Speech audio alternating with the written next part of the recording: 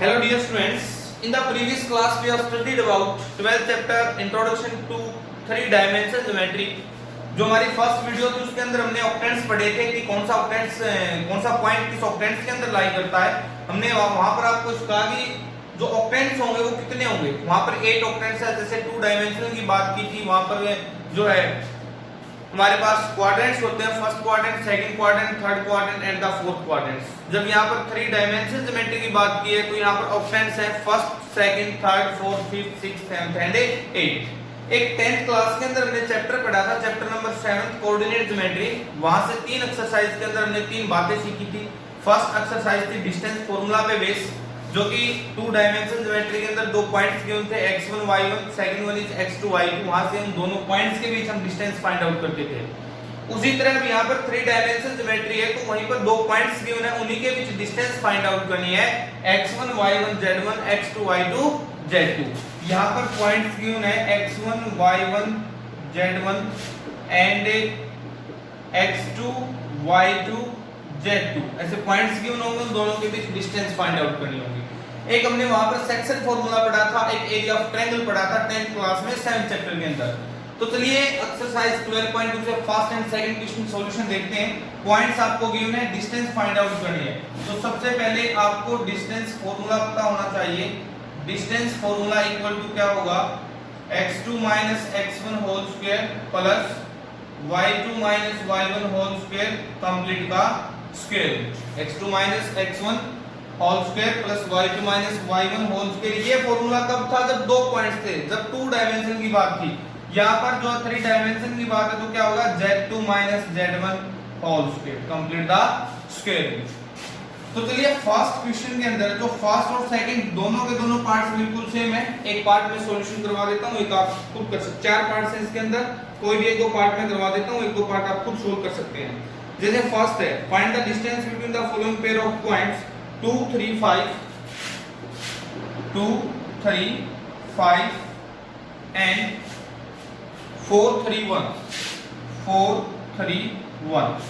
तो चलिए बेटा यहाँ से मान लेते हैं, लेट ए लेट किया यहाँ पर पॉइंट हमने 2 3 5 एंड बी पॉइंट हमने यहाँ पर लेट किया 4 3 1। This is x1 y1 z1 and the जो बी पॉइंट वो मान लिया हमने x2 y2 z2। देखो यहाँ से इस बात से कोई फर्क नहीं पड़ेगा कि x1 y1 z1 इसको लिया है, x2 y2 z2 इसको लिया है। क्यों? क्योंकि जब हम यहाँ पर फॉर्मूला के अंदर स्क्वायर करेंगे तो वो ऑटोमेटिक पॉजिटिव हो जाएगा।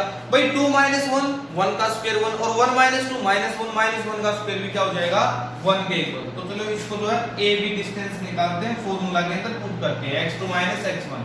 तो x2 x1 4 2 square plus y2 y1 3 3 square plus z2 z1 1 5 square और कंप्लीट का स्क्वायर रूट।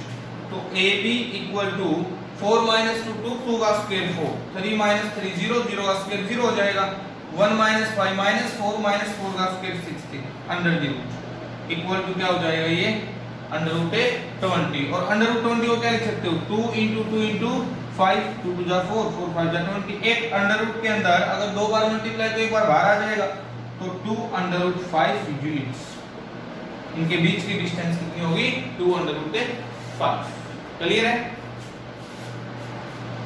चलिए एक पार्ट और देख लेते हैं, सेकंड थर्ड फोर्थ से।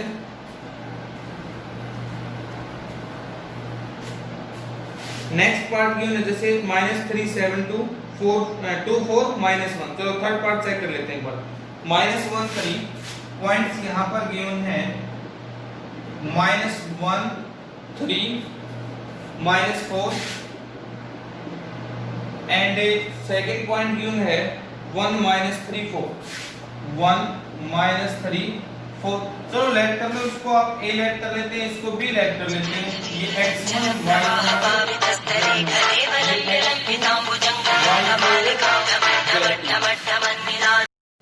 तो अब यहाँ पर जब इन पॉइंट्स को फॉर्मूला के अंदर पुट करोगे तो a b distance equal to क्या हो जाएगी, x2 x1 1 plus 1 square plus -3 यहाँ पर -3 स्क्वायर प्लस 4 माइनस क्या हो जाएगा, प्लस और कंप्लीट का क्या हुआ यहाँ पर स्क्वायर रूट। तो a b इक्वल टू 1 + 1 2 2 का स्क्वायर 4 प्लस -3 -6 का स्क्वायर प्लस 36 प्लस 4 और 4 8 का स्क्वायर 64।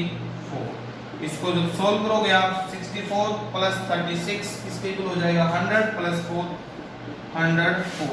एक काम करो यहाँ से 104 के प्राइम फैक्टर बना के देख लो। 2 5 का 2 2 जा 226 2 से करोगे 30 तो ये क्या हो जाएगा, एक 2 बाहर आ जाएगा इक्वल टू 2√26 जो हमारी ए बी के बीच की डिस्टेंस होगी 2√26। बेटा क्वेश्चन नंबर सेकंड है, show that the points are collinear.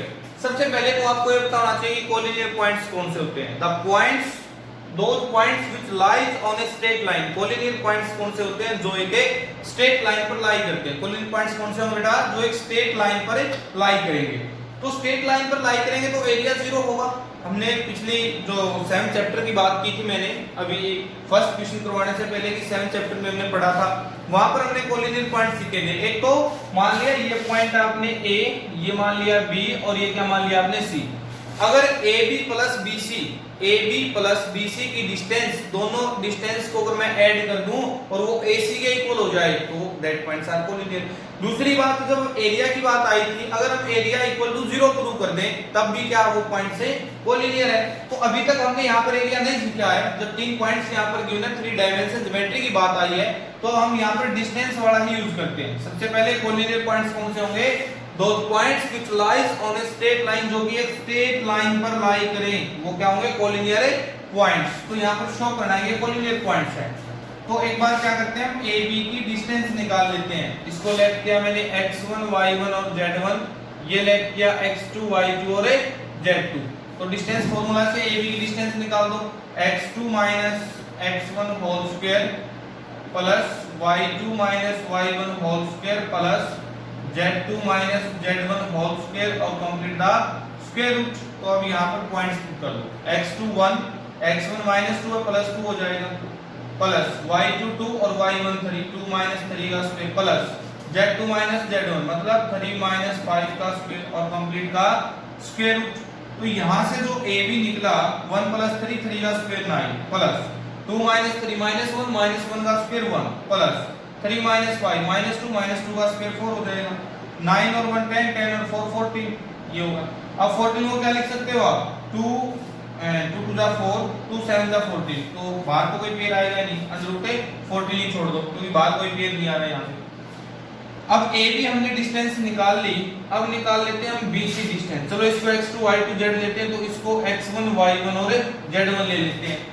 अब हम निकाल रहे हैं यहाँ पर डिस्टेंस AC, तो BC निकाल देते हैं बार BC डिस्टेंस। तो BC डिस्टेंस निकालोगे x2 x1 1 - 7 square plus 2 - 0 square plus 3 - 1 है माइनस माइनस प्लस 1 स्क्वायर और कंप्लीट का स्क्वायर रूट हो जाएगा। तो BC इक्वल टू 1 - 7 - 6 का स्क्वायर 36 प्लस 2 - 4 2 2 - 0 2 2 का स्क्वायर 4 3 और 1 4 4 का स्क्वायर 36। इसको ऐड करना है बारे 36 और 40 40 और 36 √76। अब जब इसको करोगे आप 76 के पेयर तो 2 × 2 और 2 × 4 चलो 76 के यहाँ पर पेयर बना लेते हैं। 2 3 6 2 8 2 19 तो 2 बाहर आ जाएगा तो ये क्या होगा 2 √9। ठीक है, अब देखो AB निकाल दिया, BC निकाल दिया। अब हम निकाल रहे हैं यहाँ से AC की डिस्टेंस। जब हम यहाँ पर AC की डिस्टेंस निकालेंगे, चलो हमने ये पॉइंट x1 y1 z1 है तो ये क्या ले लेते हैं x2 y2 और z2। एक बार इस पॉइंट्स को चेक करना आप, 6 36 2 का 4 3 और 4 76।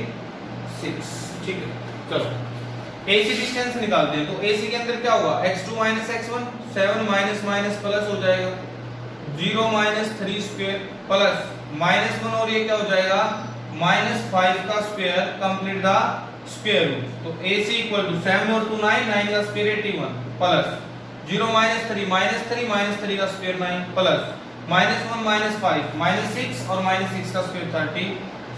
इसको सोल्व करो, AC कितना होगा 81 और 9 90 90 और 36 126 अंडर 0।